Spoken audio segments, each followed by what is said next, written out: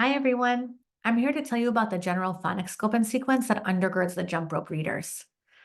Alphabet knowledge is the foundational phonics required to decode, so as in most other approaches, alphabet knowledge is the starting point here.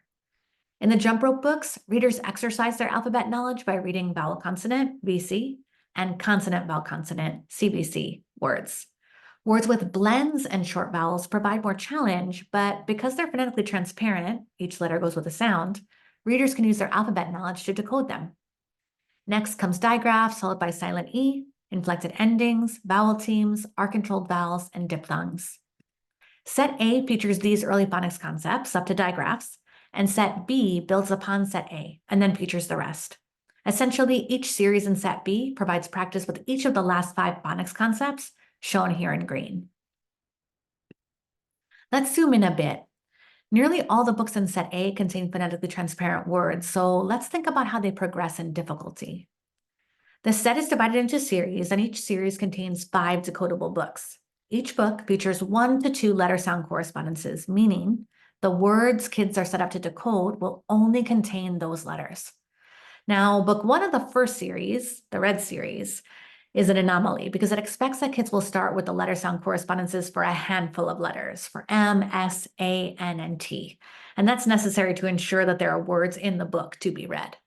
But beginning in book 2, you'll see the featured letter sound is P. So the words that kids will decode in the book will contain P, plus the previously featured letters from book 1. They're always cumulative. Each book increases in difficulty because it uses words that contain a slightly bigger collection of letter sounds. By the end of the red series, kids will have read words with several consonants and short A and I. By the end of the orange series, kids will have encountered words with more consonants and short A, I, O, and U. And by the end of the gold series, kids will have read words with all the short vowels. You can also see that double consonants are included alongside single consonants, such as Z and ZZ. So words like zip and buzz can both appear here. You can imagine this allows for way more practice with the letter sounds that show up in fewer words, and it opens up many more words that kids can access, making the stories all the more interesting. The green series features all the lower utility consonants like X. And by the end of the green series, kids will have worked with all the letters except Q, which we'll get to in a minute. By featuring every letter in such a tight progression, Set A hopes to really solidify kids' foundational alphabet knowledge. Now, the blue series marks a shift. After featuring QU in its first book, Blue expands readers' work with vowels, highlighting another sound vowels can make, the long sound, in open single-syllable words. Each subsequent Blue book features a different vowel in consonant vowel words. So in book 2, kids will decode words like me. In book 3, they'll decode words like go. And in book 4, words like my. As we move from the blue series to the purple series, digraphs, in otherwise phonetically transparent words, are featured. And that's the end of set A. Set B begins with a review of set A before featuring a few more letter sound correspondences that are fairly common but don't conform to the previously featured sounds, like the broad sound of A, as in all or ball.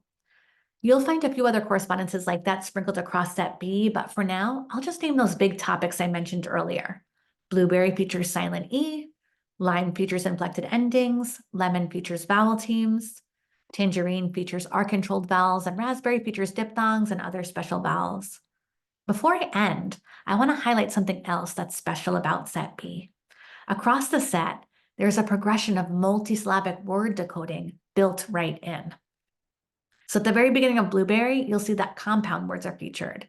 That doesn't refer to just any compound words. It refers to compound words with 2 closed syllables.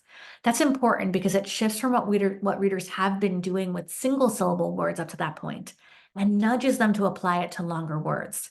They've been reading closed single syllable words like pig and pen, and it gives them the opportunity to apply the same phonics to decode a word like pig pen. Any closed syllable words with previously introduced letter sound correspondences, such as bathtub, are used from this point on in set B, and it moves from there. Kids decode single-syllable silent E words across Blueberry, and soon 2-syllable words with silent E, such as cupcake, are included for kids to decode. The 2-syllable words are certainly used more sparingly, but they are there. Because the Lime series features endings, readers naturally get practice with two-syllable words like jumping, rushes, and trusty. When vowel teams are featured in Lemon, kids will decode single-syllable words like boat, as well as two-syllable words like roadblock. Consonant LE, which only appears in multisyllabic words, is also featured in Lemon. Likewise, after Tangerine features R-controlled vowels in single-syllable words, it also includes R-controlled vowels in two-syllable words. So it's not only that kids get exposed to multisyllabic words at the end of the sequence in Raspberry, the presence of multisyllabic words is gently built from the beginning of set B.